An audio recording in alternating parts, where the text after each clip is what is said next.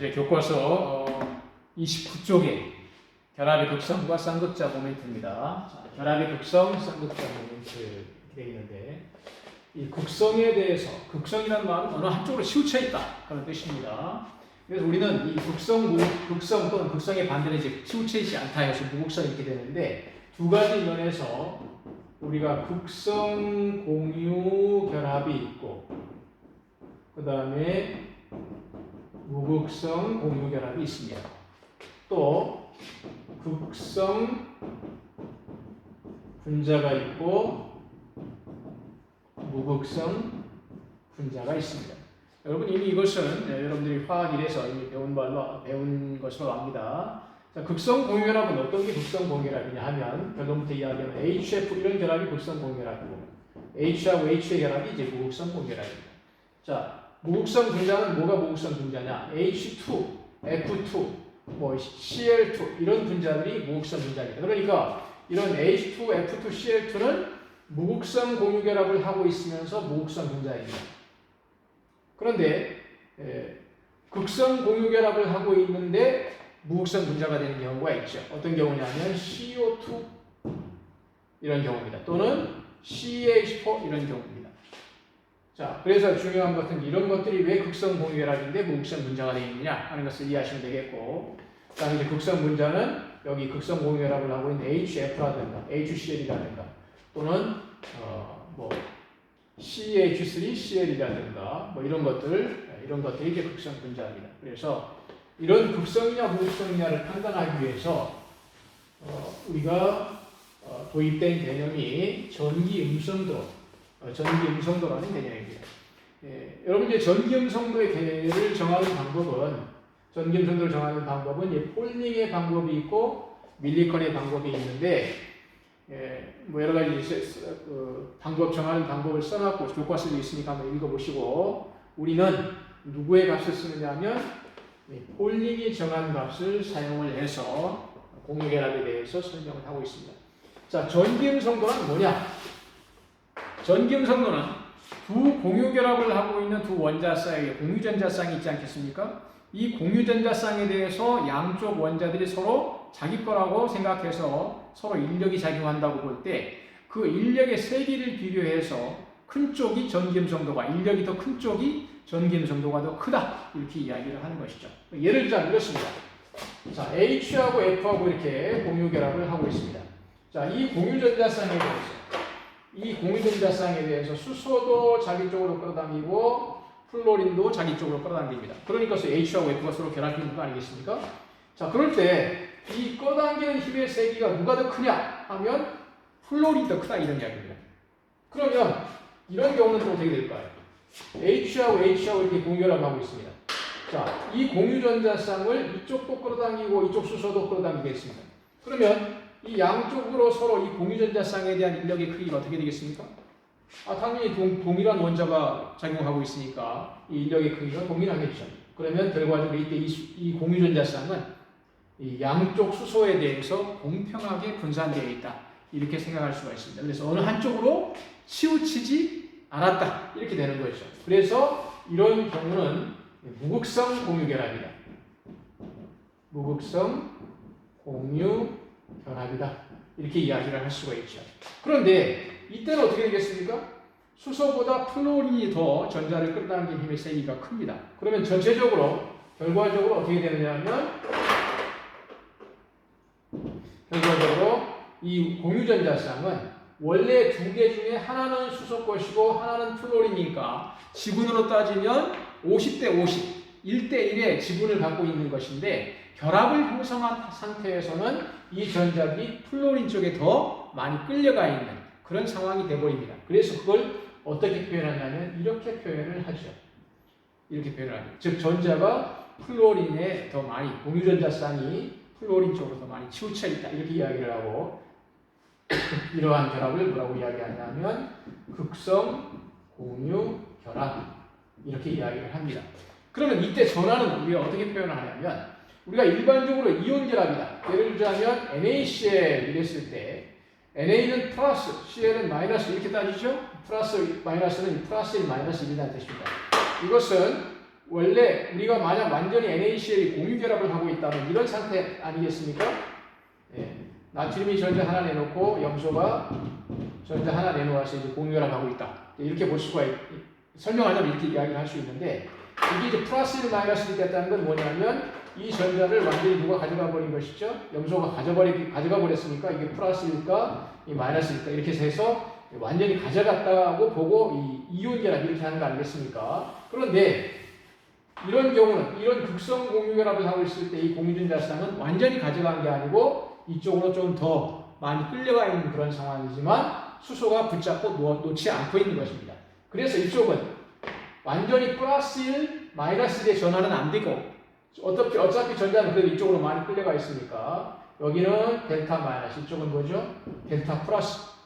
이쪽은 전기적으로 부분적으로 음성, 부분적으로 양성 이렇게 표현을 합니다. 이 말은 플러스 1가 마이너스 1가보다는 전하량의 크기가 작지만 이쪽이 그래도 전자가 많이 치우쳐 있는 상태다. 원래의 원자 상태보다. 그래서 델타 마이너스, 델타 플러스 이렇게 표현을 하는 이런 결합이 극성 공유 결합이 되겠습니다.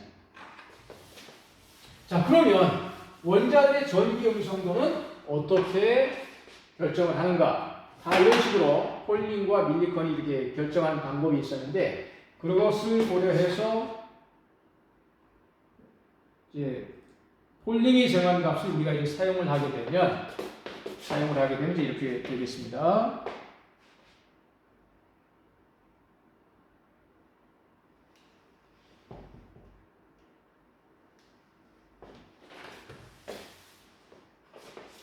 자, 플로린이 4.0입니다.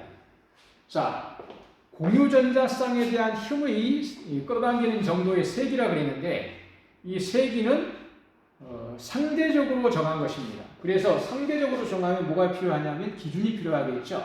그래서 폴링은 누구를 기준으로 잡았냐면 플로린을 기준으로 잡아서 플로린의 값을 4.0으로 하고 자, 이 값을 기준으로 해서 비교하는 값입니다. 그래서 산소는 3.5, 질소는 3.0, 탄소는 2.5, 궁소는 2.0, 그 다음에 헬륨은 1.5, 그 다음에 리튬은 1.0. 자, 2주기의 원소들은 이러한 전기음성도 값을 갖는다 하는 걸 생각하시면 되겠고, 자, 플로린에 가까이 갈수록 전기음성도가 더 큽니다. 염소는 3.0, 브로민은 2.8, 아이오딘은 2.5, 밑에 값은 아스파틴은 2.2의 값을 갖고 있습니다.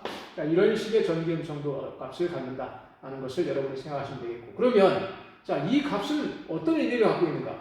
자, 전기음성도 값이 클수록 결과적으로 전자를 자기 쪽으로 끌어당기는 힘의 크기가 크기 때문에 비금속성이 크다라고 이제 이해를 하시면 되겠습니다. 자, 이것들이 이제 결합의 극성에 대한 이야기인데, 자, 결합의 극성입니다. 아까 앞에 다 이미 설명을 했죠? 자, 무극성 공유결합, 극성 공유결합이 있는데,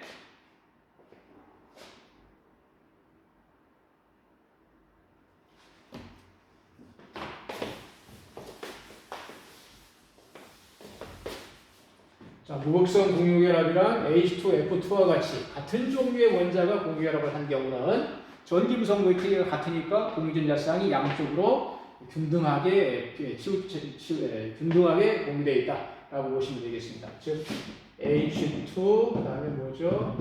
F2가 이렇게 동등하게 공유결합하는 것이 이제 무극성 공유결합이고, 자, 극성 공유결합이란 HF 또는 HCl 이런 것처럼 서로 다른 원자 사이의 공유결합이 극성 공유결합이다. 이렇게 이제 보시면 되겠습니다. 이때 HF나 HCl 쪽으로 전자가 치우친다 그랬죠?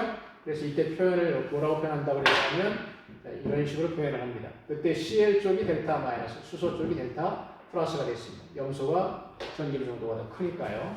자, 그런데 여러분 이 밑에 그림을 보시면 자, 전기음성도의 차이를 생각해 보았을 때 전기음성도 차가 없다.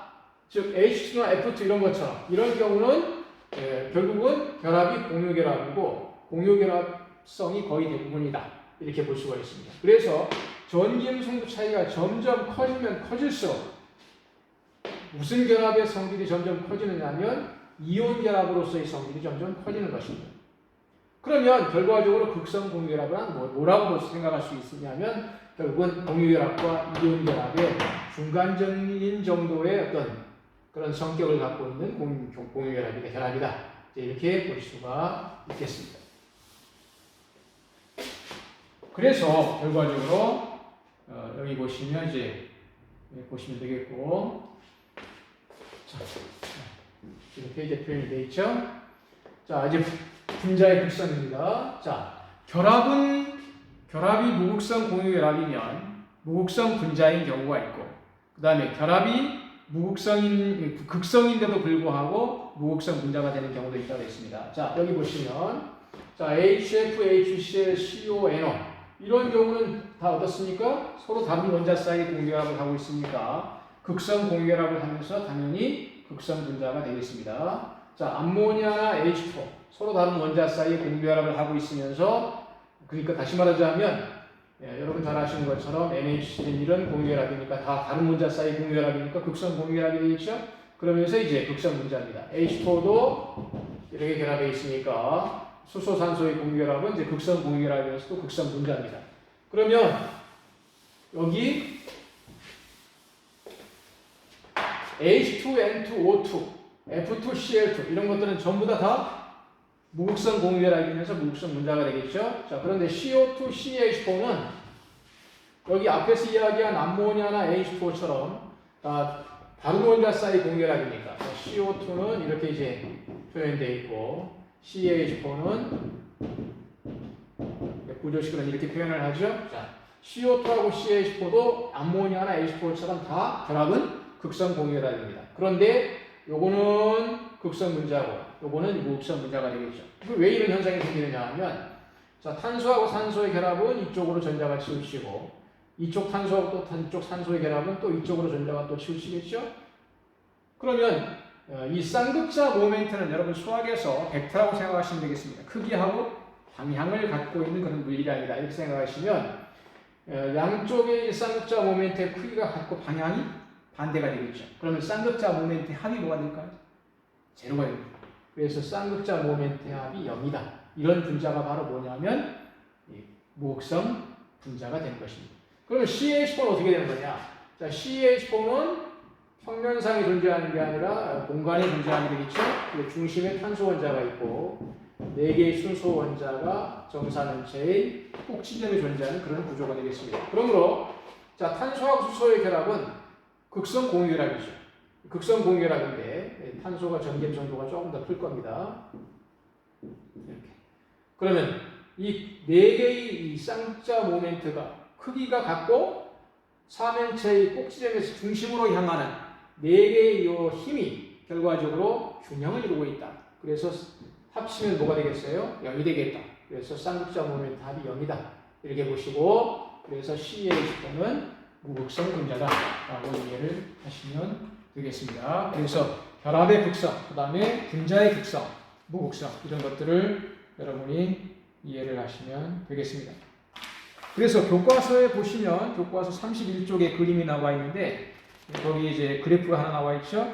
전기음성도차가 클수록 이온성의 비율이 크고 증가하고 전기음성도차가 작을수록 공유결합성이 증가한다는 것을 그래프를 통해서 여러분 확인을 해보시기 바랍니다. 자, 오늘 공유결합에 대해서 여기까지 하도록 하겠습니다.